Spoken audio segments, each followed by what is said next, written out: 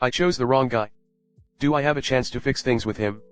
I started dating this guy who I'll refer to as Greg about 5 months before being tasked for a short notice deployment. Our relationship was still fairly fresh, but we both wanted to make it work. I stayed faithful to him during my entire 6-month deployment, and made it perfectly clear to all that I had a boyfriend and wasn't interested in messing around. I assume Greg had been faithful to me at this time as well. Because there are mostly men on these deployments, 6 to 7 day, 12 HR shifts, I honestly became kind of isolated. I didn't want to give the wrong perception, and most of the men I didn't particularly feel safe around. I made one really close friend who I'll call Luke. He respected my boundaries, but did express that he had feelings for me. If it hadn't been for him, I don't know how I would have survived all those months. My boyfriend Greg and I spoke every day, and I would tell him exactly what would happen every single day. Fast forward to the end of deployment, we all separate and go our ways. My friend Luke tells me that his feelings are too strong and can't continue to be my friend. All contact stops immediately. I stay with my boyfriend for about another year after that, trying to make it work. I honestly constantly think about Luke throughout my relationship with Greg. Greg and I try to make things work, but for some reason things just really don't click. I end up discovering that my boyfriend Greg has been abusing drugs. I end up confronting him about it in person. He confesses to lying about his drug use. I ask him if there are any other big lies he wants to confess to. He tells me that he has also been unfaithful and cheated on me with one of his close friends. We obviously break up after this. Immediately while I was telling him off, Luke comes to my mind. I leave Greg's place and just try to digest everything I just learned. I 100% regret letting my relationship with Greg ruin my friendship and possibility with Luke. I want to desperately reach out to him and apologize for everything. I know I don't deserve a second chance, but if he's the one, maybe it's worth swallowing my pride and reaching out to him. Would he be receptive? Am I stupid in thinking maybe I could still have a happy ending with him? Am I totally effed? Has anyone ever reached out to someone after a year and apologized for something like this? Comment. You respected the relationship you were in, which is more than many can say for themselves. Being invested in the relationship you're in is not by itself a mistake. Talking about mistakes and second chances and whatever else is making a bad assumption, the assumption you did something wrong. You didn't. Maybe it's worth following up with Luke and seeing where things stand now, but don't go at it as if you're correcting a mistake or righting a wrong. You did the right thing. Stop blaming yourself for not knowing that someone you didn't even see every day wasn't who you thought. Everything here makes you a good person. If I were Luke, I would respect you far more because you didn't stray. Reach out and update us. He may reject you, worst case, or this could be the start of an amazing love story. Good luck. If you decide to reach out, tread carefully. You don't know what's going on in Luke's life. He might have moved on. If you pull this shit and act like he's your true love, how do you think he'll feel? It's been a year. There's a very good chance he's moved on. This is selfish.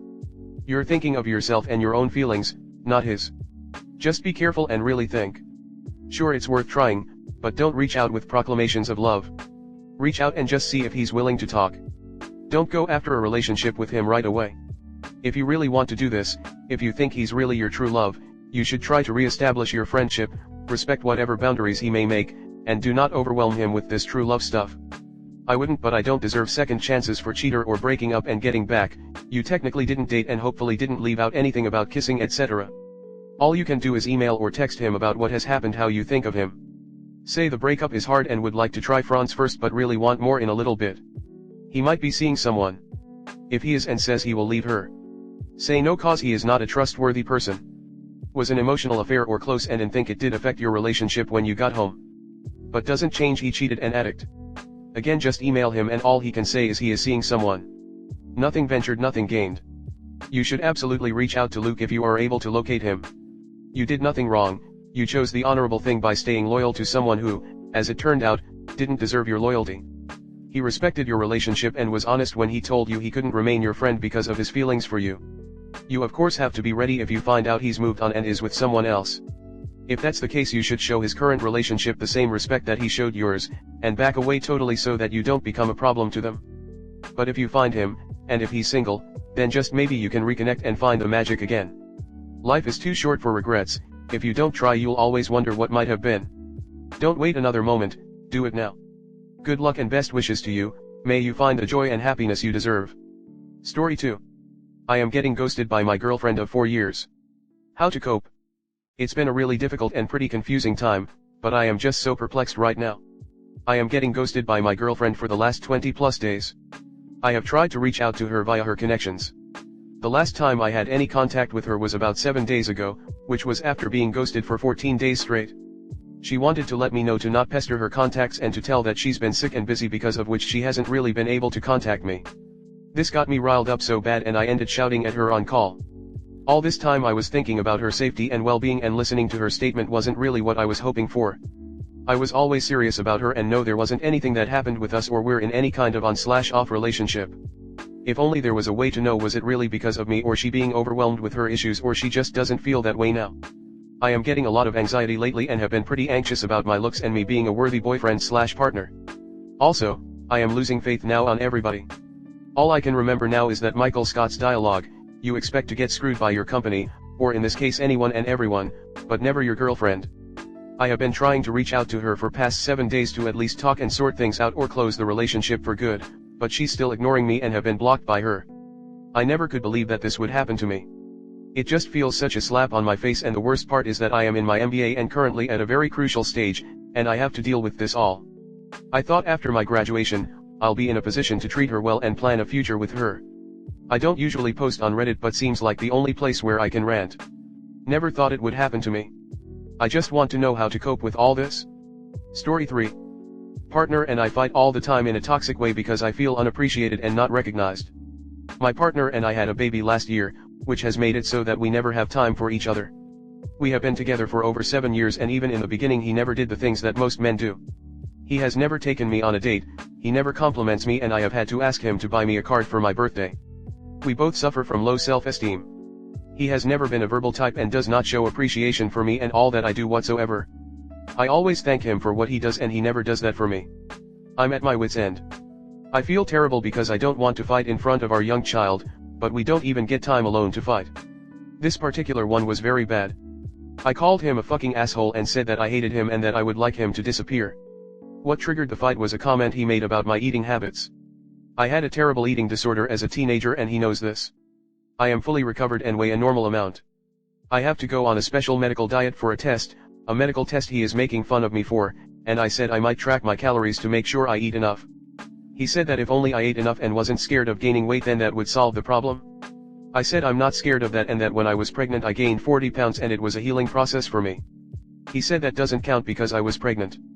It makes me so sad that I felt like I accomplished something that I never would have dreamed of when I was a teenager and had an eating disorder that almost killed me, and my partner couldn't even recognize it. I had to ask him to say he was proud of me after the birth of our child. I know that I have my issues and that I have a toxic way of relating and fighting, which I'm not proud of, but I think my partner is bringing out the worst in me. I feel I have not gotten what I needed for 7 years, and it's boiled to the point of return. When we fight he remains silent and doesn't say anything. I know I could be more tactful, and there's no excuse for name calling, etc. Before we started trying for a child he said that I had to raise my calories and count them in an app to prove I ate enough. I'm normally not a very hungry person, and we fought about this constantly. He expects everyone to eat like him. I have had to beg for birthday cards, compliments, and flowers on Valentine's Day.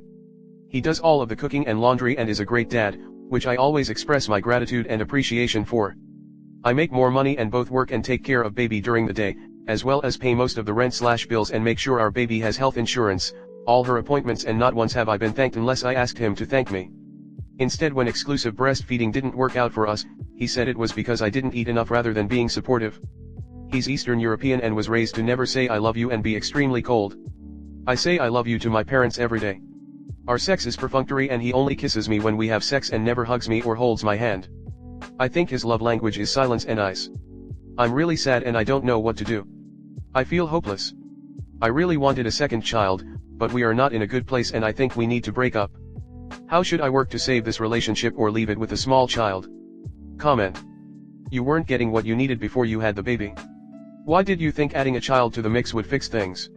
You can try couples counseling, but I think it would be smarter to see a therapist on your own to sort out why you accept this treatment and stick around so you don't replicate the toxic relationship in the future with someone else. I mean seriously, you know how many times I would allow someone to call me names like you did? Once. You both suck. He's clearly suckier, but again, you're accepting it. Part of our job as parents is to demonstrate healthy behaviors for our kids to model. Even if you aren't fighting in front of them, kids pick up on the tension, body language, and lack of affection. Kids who grow up in dysfunction like this are at higher risk for developing anxiety and mental health disorders. They're also more at risk to end up in a similarly dysfunctional/abusive relationship because it's what they know. Your baby is a baby right now and doesn't know the words, but that doesn't mean they're not picking up on things. Get out of this ASAP. And then work on yourself, because you are a part of the problem here for accepting the situation and for lashing out and being emotionally abusive in your own right.